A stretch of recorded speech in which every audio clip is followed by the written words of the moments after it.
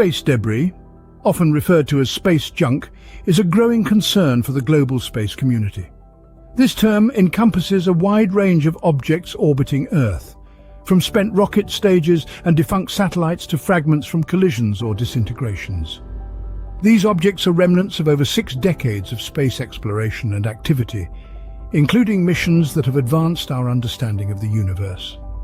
However, as the orbit around our planet becomes increasingly crowded, the potential for collisions rises, posing significant risks to operational satellites, the International Space Station, and future space missions. Space debris is created in several ways. Some of the first pieces were generated from the early days of space exploration, when little consideration was given to the long-term implications of leaving objects in orbit. Over time, collisions between objects have exponentially increased the amount of debris, creating a cascade effect known as the Kessler syndrome. This theory proposes that the density of objects in low Earth orbit could reach a point where collisions between objects could cause a chain reaction, significantly increasing the amount of debris and making certain orbits unusable. The challenges of removing space debris are formidable. One of the primary issues is the sheer vastness of space and the volume of debris.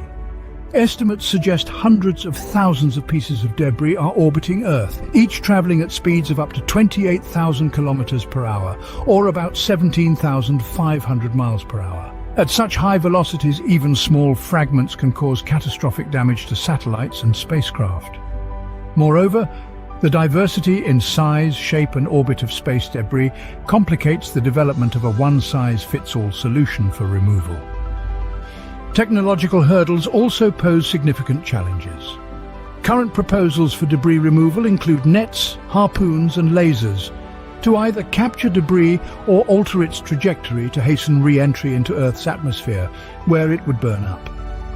However, these technologies are still in the experimental or conceptual stages, requiring extensive testing to ensure their feasibility and safety.